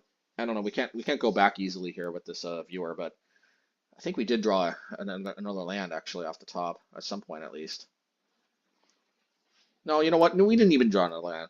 The point is the main reason why I used Veil of Summer is that I wanted to get value out of it before pitching it. And if we would have lightning bolted, I would have had to pitch the Veil of Summer, right? So that was the main reason why I played Veil of Summer there. I mean, aside from the fact that I'm like, hey, if I play this before this even comes down, are they going to have to ping themselves? Apparently not. I mean, only the first one, but then the other two they ping the tokens. But so that was a miscalculation. But on top of that, um, if I would have just taken one turn off to put Obosh to hand, then I would have had two good pitches. I would have had the Mishra's Research Desk and I would have had the Obosh, and then I could have bolted the Bowmasters in response to the Pyromancer trigger, while still not having to pitch because I would have pitched the Obosh um, and the Research Desk, and then I would have been able to still hold on um, to the Veil of Summer in case of like a Turok or something, just good value, and they wouldn't have gotten this huge. Oh, they wouldn't have got this huge Orc army. They um uh yeah, they wouldn't have got this huge Orc army is the main thing. So and we would have had two more tokens as well. So yeah, for a lot of reasons, we had a lot more skin in the game. Now that being said, we were still digging towards our two remaining Unholy Heats, and there was no guarantee we would have got them. That being said, if we survived another turn, we do have another research desk coming off of the Urza Saga, and we also have maximum burn spells. I mean, we have more Furies in the deck. We have more Lightning Bolts, Flame Slashes, Bonecrusher Giants. It is very possible for us to deal with Shieldred even without um, Unholy Heat. But you know who knows? I mean, 36 cards deep in our deck. It is very possible we also can dig for Unholy Heat using more research desks and whatnot. I mean, we definitely had plus more Delirium for this going to Graveyard being an enchantment and a land. We do have enchantment for Fable, but not land yet. But yeah, this sucks. This felt for sure like a trophy. I was already kind of thinking of like titles I could use in Twitter for like for the trophy number two, but for this season. As we can see, Bowmasters is I think I actually think Bowmasters might be the more powerful of the two cards between Bowmasters and the Ring. I feel like we've been juked more often, ironically, by Bowmasters, believe it or not, than we have by the Ring.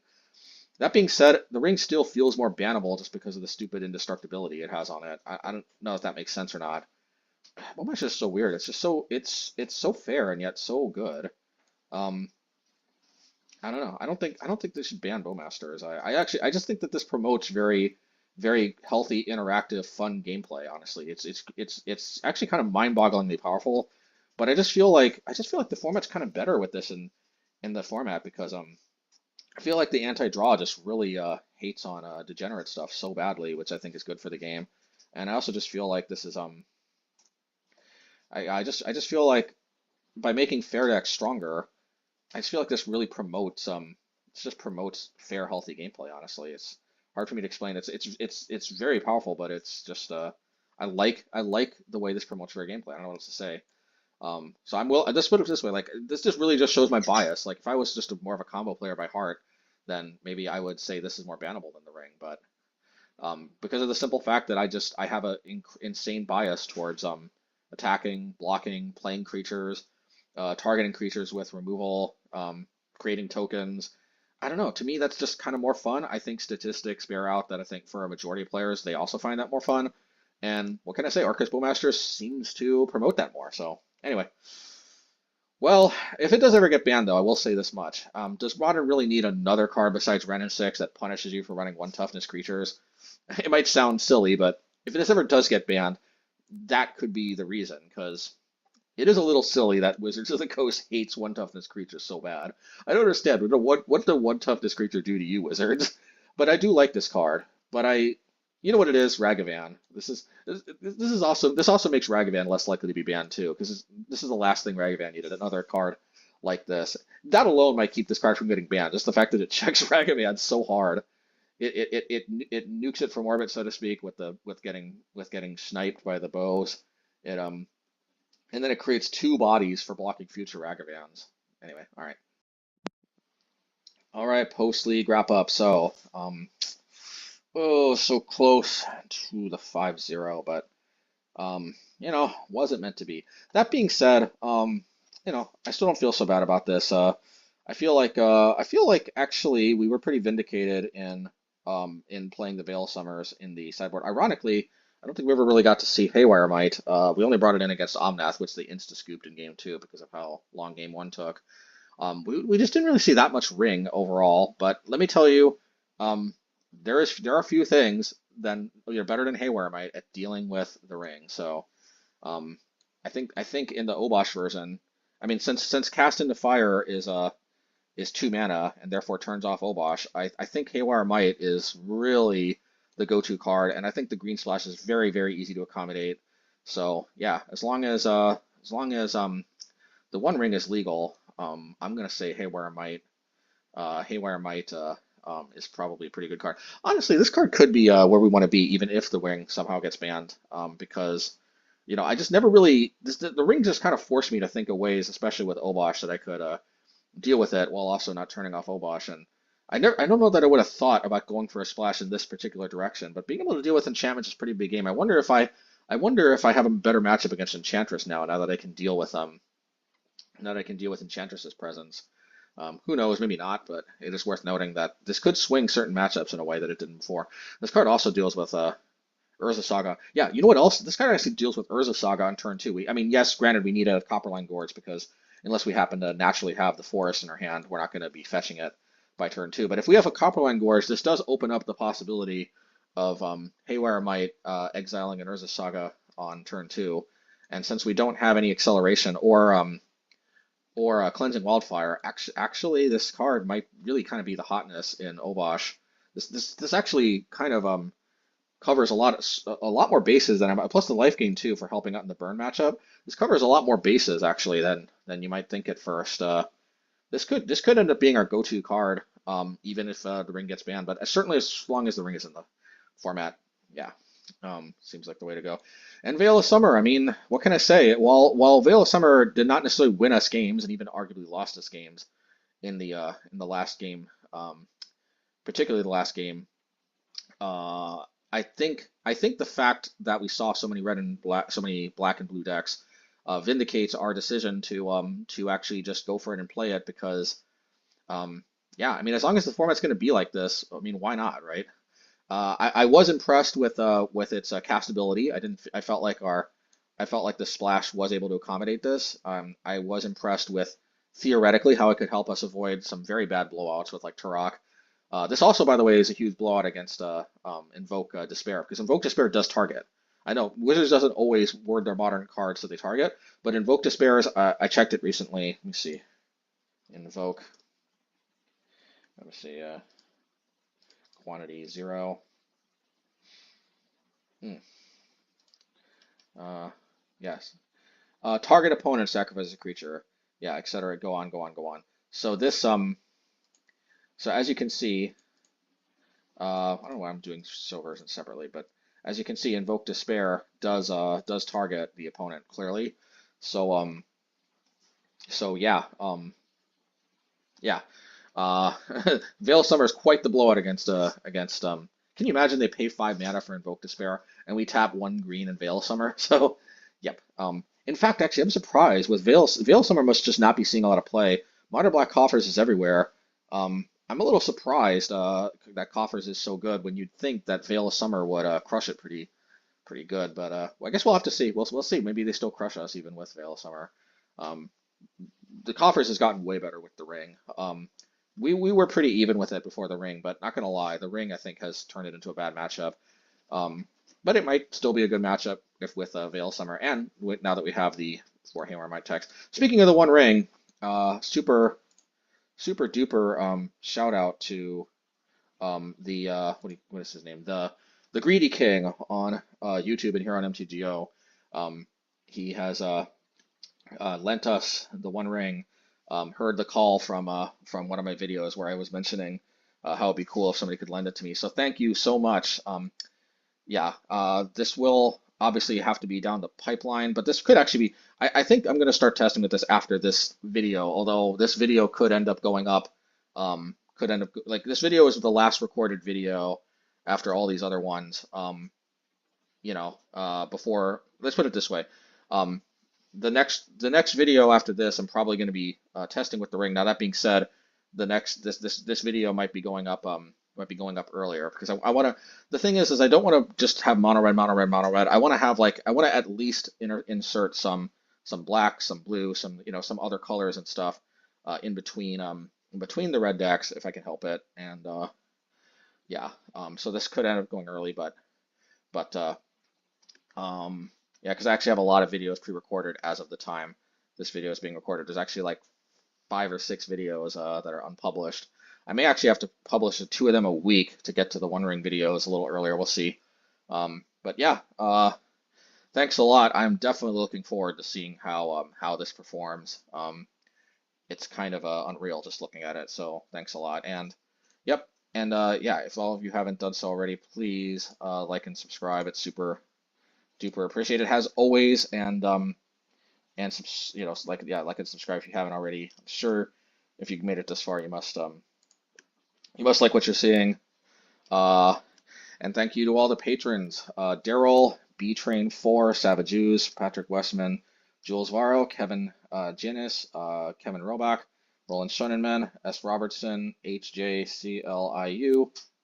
Oh, wait a minute. I'm not going by the active one. So Daryl, B Train, Savagews, Patrick Westman, Jules Varro, Kevin Rubach, S. Robertson, Sophus Garrett, Jason Arquet, Erwin Lopez, Stanley Franks, Mark, Z. Cole Smith, Lucas Frank, Andrew Watch, and Michael Patton. Thanks a lot, everybody, and you all take care. Super appreciated. Until next time, yours truly, the Magic MHayashi. Bye.